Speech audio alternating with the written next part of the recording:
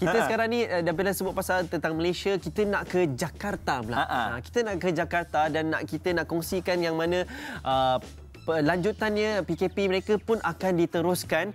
Dan mana di Gubernur Jakarta Anies Baswedan hari ini mengumumkan tempoh darurat di Jakarta akan dilanjutkan 2 minggu lagi berikutan pertambahan kes COVID-19 di negara itu. Dan dalam satu sidang video bersama wartawan, Baswedan berkata pengisytiharan darurat bermula 20 Mac dan dilanjutkan hingga 19 April itu antara langkah bagi memperlahankan penyebaran virus berkenaan.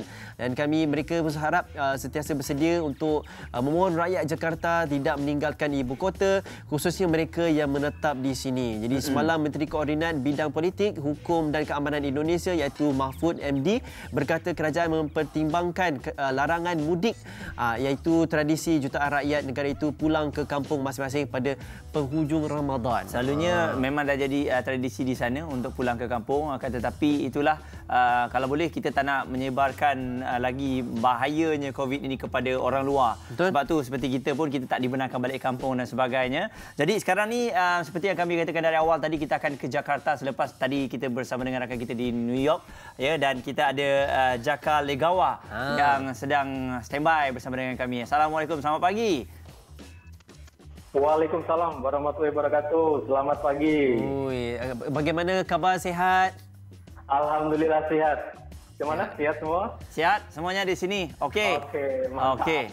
Jadi keadaan di Jakarta bagaimana untuk digambarkan, sebab kalau kita lihat keadaan di sana juga tidak dibenarkan keluar dan sebagainya. Jadi mungkin Jaka boleh kongsikan secara keseluruhan di Jakarta.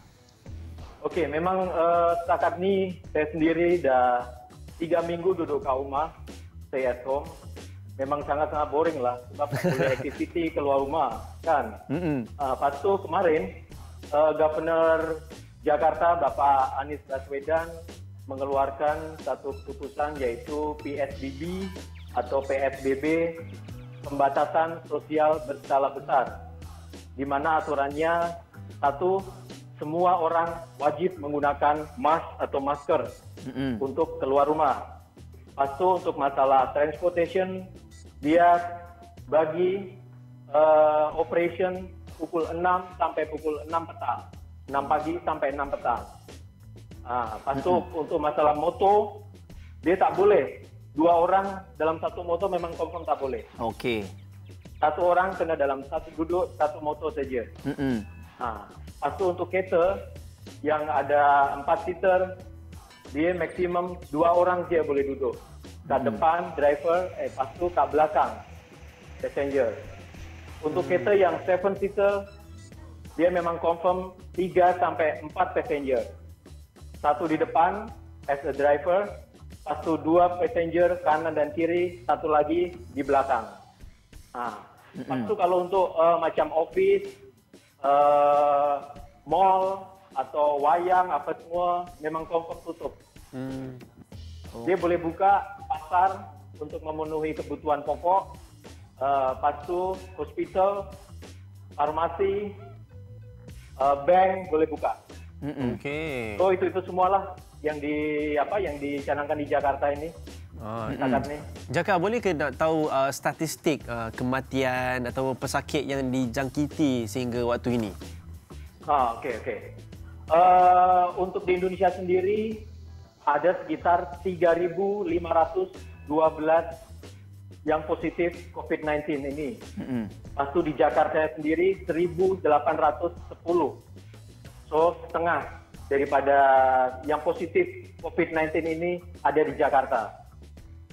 Kemudian untuk yang meninggal ada 306 di seluruh Indonesia, dan yang di Jakarta sekitar 156. Jadi dari 306 ini di seluruh Indonesia 152 yang meninggal ada di Jakarta. Itu. Okey. Jadi bagaimana dari segi tindakan kepada mereka yang degil ni, Jaka? Sebab yalah kita faham di sana rakyatnya ramai yang bekerja sendiri, ramai. Jadi mesti ada yang degil kerana itu dah menjadi perkara yang biasa untuk berada di luar rumah. Jadi bagaimana dari pihak penguasa ataupun polis yang sedang berkhidmat di sana? Itulah. Start daripada tadi malam, pihak TNI atau Army dan juga polis sudah melakukan patroli keliling Jakarta. Dan di sana dia akan memberi pengarahan dan juga apabila yang melanggar akan dikenakan denda maksimum 100 juta. Atau lebih kurang mungkin dalam 30 ringgit Malaysia tuh. Nah, 30 ribu ringgit Malaysia. Itu dendanya. Ataupun kurungan pidana maksimum 1 tahun untuk penjara. Itu. Okay. Memang kat sini memang ya agak-agak dengil lah. Sebab memang population ramai sangat kan. Itu dia. Betul. Susah untuk diatur. Kalau nak tahu ke Jaka, adakah memang undang-undang penguasaan undang-undang di sana dipatuhi sepenuhnya ataupun tidak? Kita patuh. Sepenuhnya memang patuh, tapi memang itu tadi ada 1-2 orang memang dengil. Sebab Indonesia ini, especially Jakarta, memang ibarat kata ada orang yang memang kalau dia tak keluar rumah, dia memang confirm tak makan.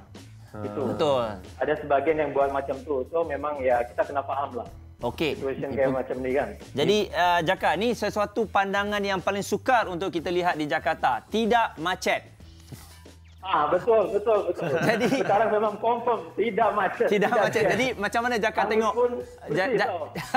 Jaka dapat lihat keindahan Jakarta itu sendiri apabila tidak macet. Jadi dari pandangan Jaka sendiri, bagaimana agaknya? Oh, inilah yang Jakarta yang dirindui setelah daripada dulu hari-hari macet. Kini senanglah kita tak tengok, tak ada kereta lagi kan? Betul. Lepas tu kalau sekarang ni, kalau kita duduk daripada gedung bertingkat, kita boleh nampak Gunung Salak di Bogor. Oh. Boleh nampak. Dengan jelas ya. Tapi kalau Gunung Salak di Bogor. Tapi kalau hari-hari memang confirm tak nampak. Sebab pollution ini kan. Gitu. Betul, tak nafikan memang.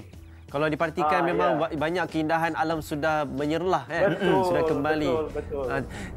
Saja nak tahu, Jaka pun juga seorang yang minati membawa motor besar kan?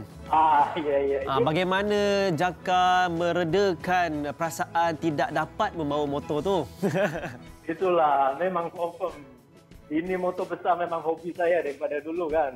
Sepatutnya kemarin saya pergi ke Phuket Bike Week.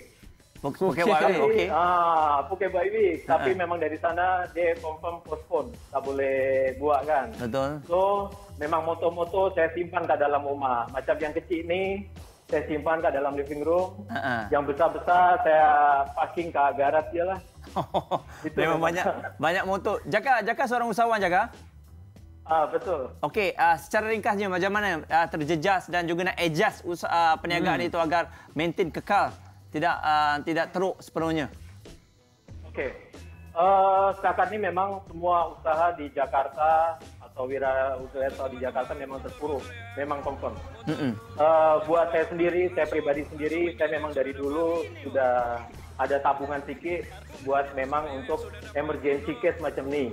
Betul. Lepas tu buat staff ataupun anak buah saya supply macam beras, kemudian mie instan, minyak goreng, dan vitamin ataupun mask. Itu yang boleh setakat ini saya supply buat anak buah atau staff saya. Itu. Okey. Alright.